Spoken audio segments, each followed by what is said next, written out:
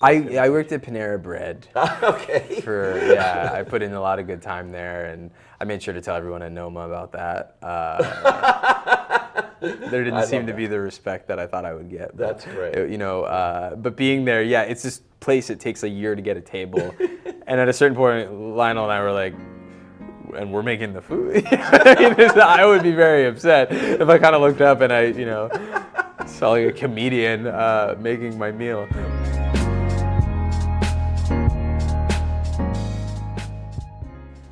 What about you? Needed a job. Well, there's a lot of other jobs. Worked at the phone company for like 5 years, and then McDonald's. Out of high school? I played Division III football in college. Oh, shit. What position were you? Outside linebacker. Okay. What does an outside linebacker do? Cover the end and protect the pass. And you loved it?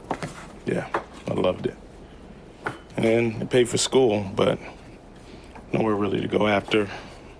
And 4 years ago, my mom got sick, so I was trying to find a better job. And I always used to get lunch at this beef spot.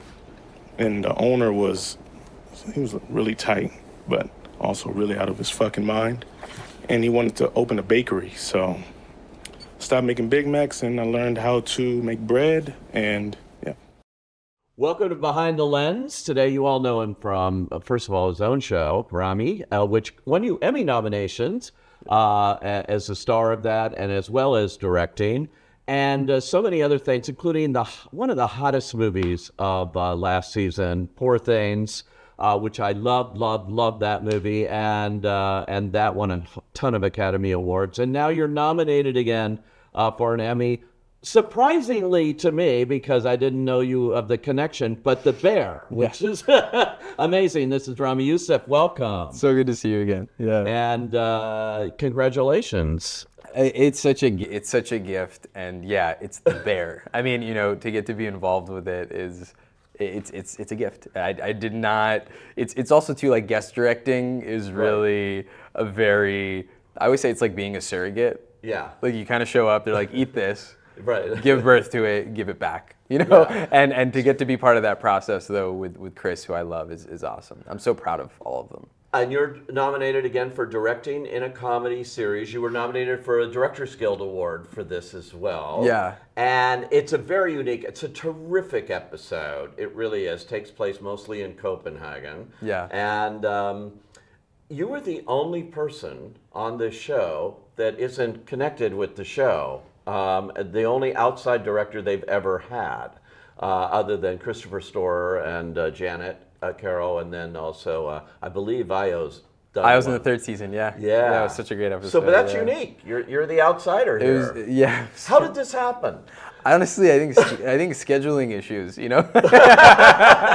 Like, Chris couldn't make it to Copenhagen, and he called me and I was like, dude, can you go do this? And and it was really cool. He really just let me make an episode. I asked him for some links to see what season 2 was like, because I think tone changes, between seasons on any of the shows that I like, and he refused.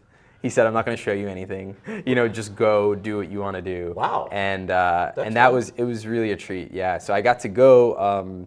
We had a couple different phases of the trip, but one was me and Lionel went and we staged at Noma. Lionel Boyce, who's also nominated for an amazing largely performance. Because of this episode, I'm going to tell you. He's unbelievable. He's one of the kindest people, one of the sweetest performers. He's so nuanced.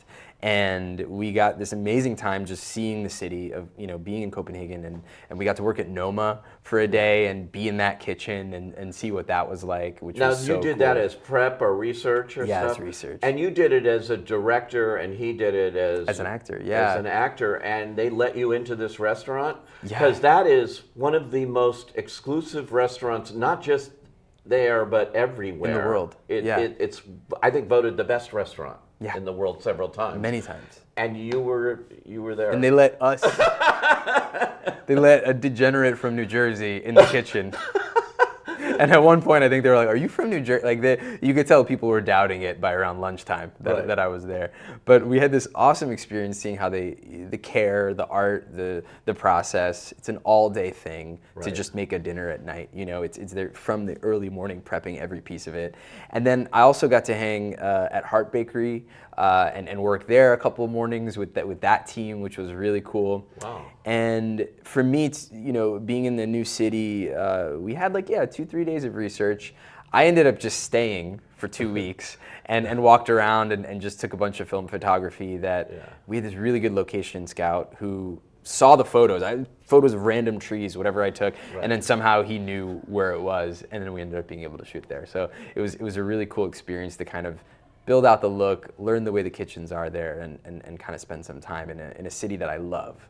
I love that. I just was talking to Steven Zalian, who did Ripley, and he spent all this time location scouting all through Italy and everything. That show is gorgeous. Just with his location production designer to do exactly what you're talking about. Just immerse yourself in this. But I have to go back to the restaurant Nomo for 1 second. Yeah. It takes like maybe a year or 2 years to get a reservation Yeah. there. So these people are there thinking, you know, whatever. Did they, when they see you, you know, have you had any restaurant experience before this? Did you ever? I worked at Panera Bread.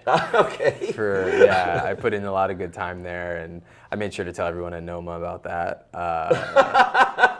There didn't seem to be the respect that I thought I would get. That's great. You know, but being there, it's this place. It takes a year to get a table, and at a certain point, Lionel and I were like, and we're making the food. I would be very upset if I kind of looked up and I, you know, saw like a comedian making my meal. Yeah. But, you know, it was cool too. As dinner service went on, we plated some stuff, and then little by little, we kind of just receded to the sideline. They were like, you know, it got pretty, and again, that intensity was really cool to see in person, because obviously you see it on a show like The Bear, but then you're in a kitchen.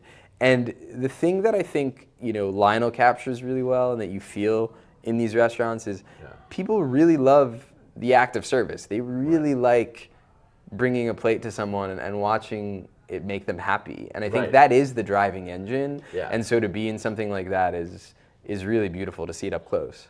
So amazing. And having seen this episode, and of course this goes on in the show, but really in this episode I really noticed it.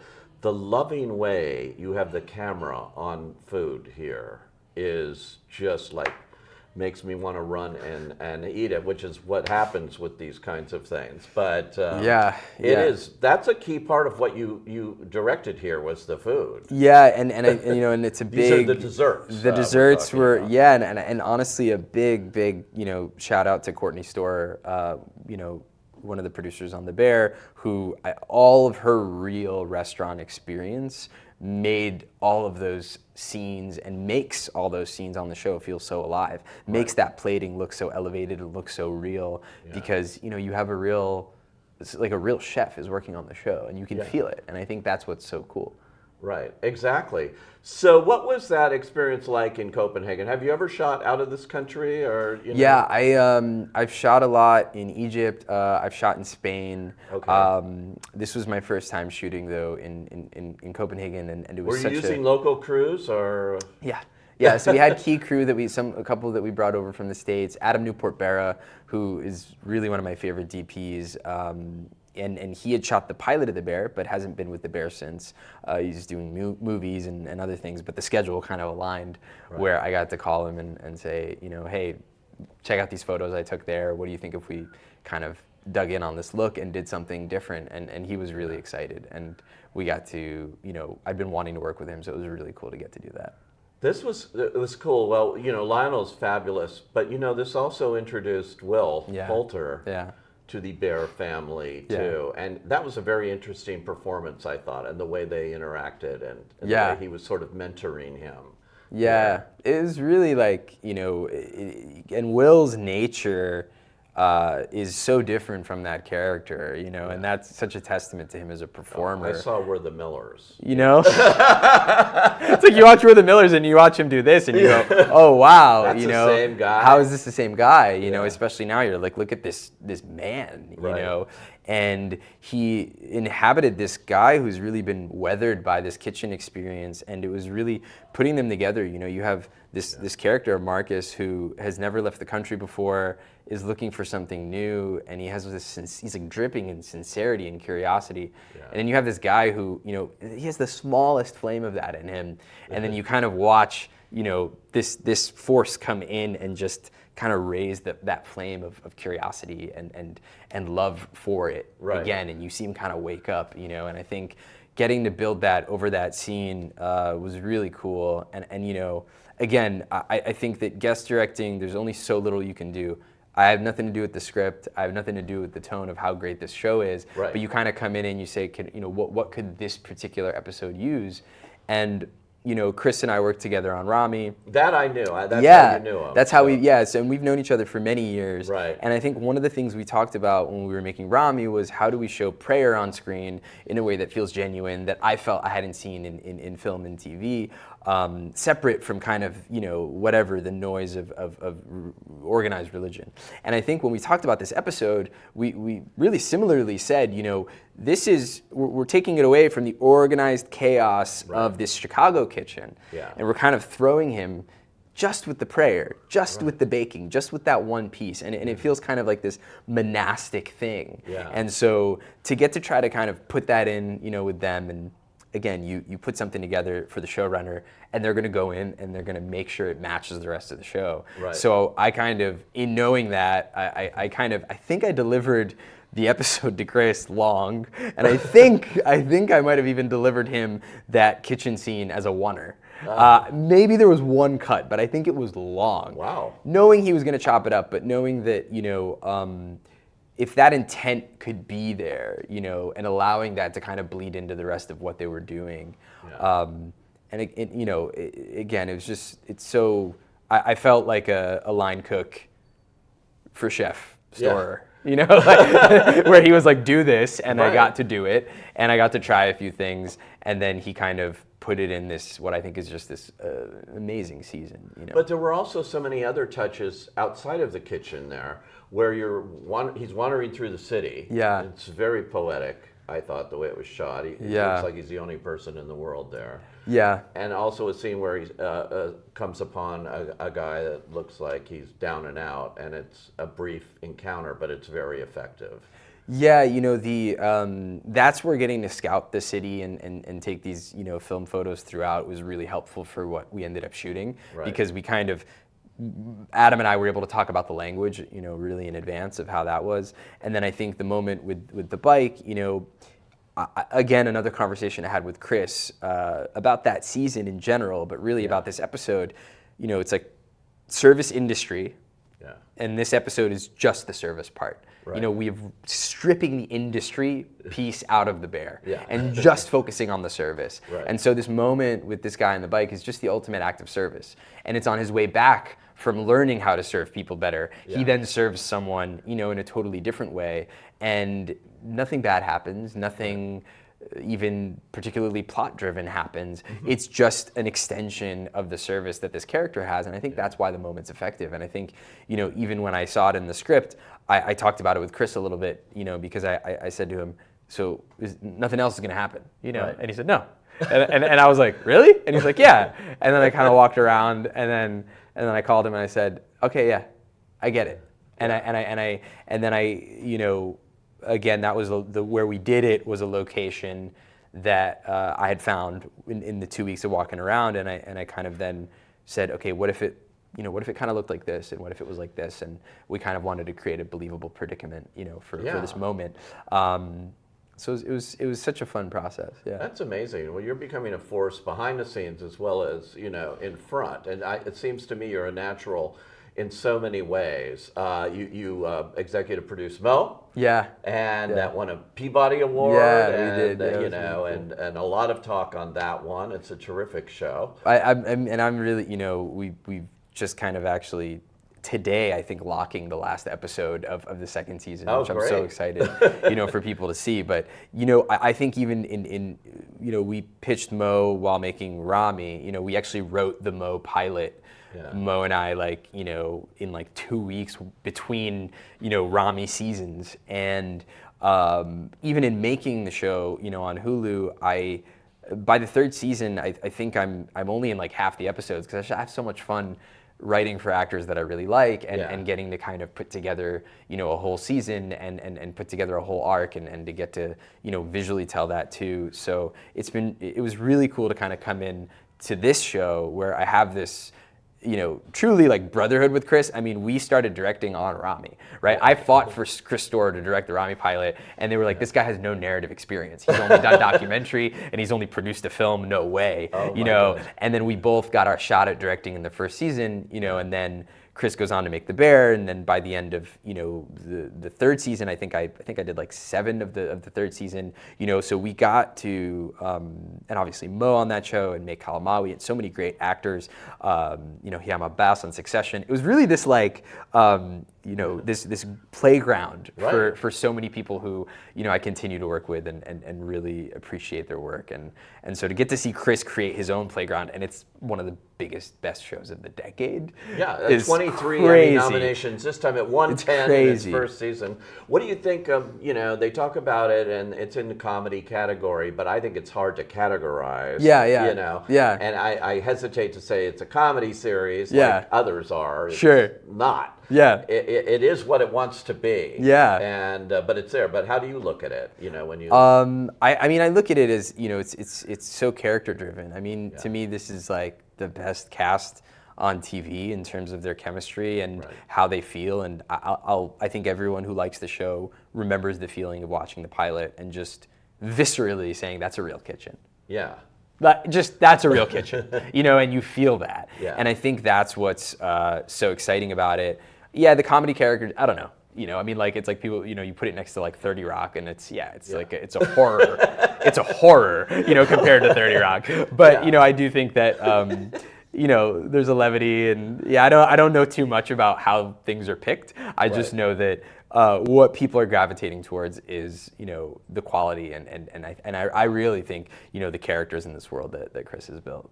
Yeah, I asked the heads of the Academy when the nominations came out. Yeah. I asked them that question, and they said, you know what?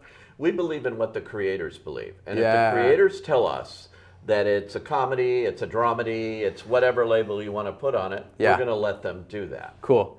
And I think that's it. These kind of way we categorize everything Yeah. has sort of gone by the wayside. Yeah. Yeah. And clearly in the stuff you're doing, you just did an animated series. Yeah, we have an animated series coming out on Amazon next year. It's called Number One Happy Family USA. Happy Family. Yes, and it is totally, again, I think if you put it next to what we did on Ramy looks like pure drama. It's just going for the jokes and I'm so excited about that. It's about a Muslim family, right? Yeah, it is. Yeah, but it's totally in a very bizarro world, and they realize that they might not be welcome in their neighborhood, and so in the way only animation could, they look different when they're inside the house and when they're outside the house. Oh, wow. They literally change their appearance and change how they act. It's like code switching to a 10 throughout the series. And again, doing things you could only do in that format. And so I think that's what's I gravitate towards that in any project that I'm kind of jumping into is what could only this project do, and I think getting to do this on The Bear was a really, really fun example of I could never do this on anything else that I worked on, and then you get to step into this world and give it just a little something and do it, which is great because you're really adding so much to the conversation. Yeah. I think. And you're showing people a different side that they don't normally see on television. Yeah.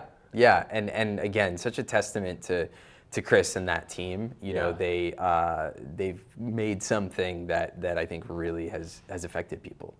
Now we've dragged you away from the writer's room where you're working on with Will Ferrell? Yeah, working on a new show with Will Ferrell and my buddy Josh Rabinowitz, who's worked with me on Ramy and on #1 Happy Family. Yeah. And so we're making this show with Netflix, and it's been a dream. And What's that one? All I can say is it's set in the world of golf, but I think in a way that. In a cool way, there's all this golf stuff coming out that I've been really excited about because I love this slice of like looking at this sport that has had a few pop culture moments, but I think is entering like a really cool one. But I think we're kind of going at it from a much different vantage point, and then with Will Ferrell, who is just, I mean, every day I can't even, I just can't believe I'm getting to work with him, and he's really like the kindest guy and smart, and in so many ways that,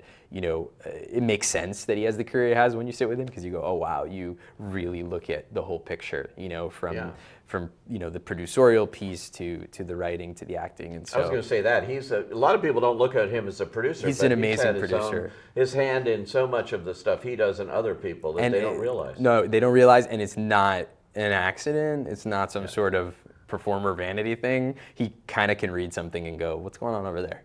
Right away. There's a problem over here. And you go, oh wow, yeah, there is. Yeah. And so that's been just a joy. Yeah. Wow. Yeah. And I have to ask you, I mentioned Poor Things. Yeah. But that looked like such a fun shoot. I don't know if it was fun or it just came out to look that way. But it was more fun than it looked. Like it actually, which is the rarest thing, it was so much fun. Yeah. I think between, Willem and Mark and Emily and Yorgos, it's such a group, like it was a dream, honestly, for me. I had never done a film, where, like, I've never really done a film. I'd done kind of little bit things here and there to get to go and do this thing and be in this world. Yeah. And with a director who, his pure vision and confidence, it's kind of impossible to not. It's infectious. You just see that and you realize, you can do this job with a lot of integrity, and you can do this job and treat people well while still making something that is bold, and you feel it too, again, with Willem and Mark and Emily, people at the top of their game who truly know everyone's name on set. It's that thing, it's just know everyone's name, so kind, and bring their best work.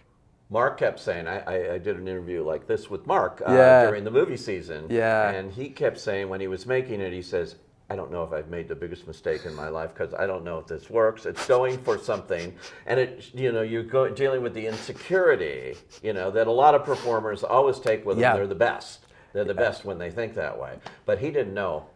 No, he was talking to me and like leaning on me. I was like, dude, I thought I was gonna lean on you. We do a scene and he's like, dude, do you think I'm gonna get fired? I was like, I don't think so. Do you think I am? And he'd be like, no, you're great. And you go, wow. That's so funny. So funny. But that was great. And Emma goes on to win an Oscar, and, so deserved. And everything, yeah. It's really cool. Well, gosh, I can't keep up with you. Everything you're doing, I can't wait to see all of it. We've got the Will Ferrell show. We've got the Happy Family. And if you haven't seen The Bear, this episode's called Honeydew. It's nominated for an Emmy and several Emmys, a lot of Emmys for the show. So many. And both actors in it, including Will Poulter, have Emmy nominations too. Yeah. Congratulations, Thanks man. so much, man. Thanks for joining us on Behind the Lens. Yeah, appreciate it. Thank you, man.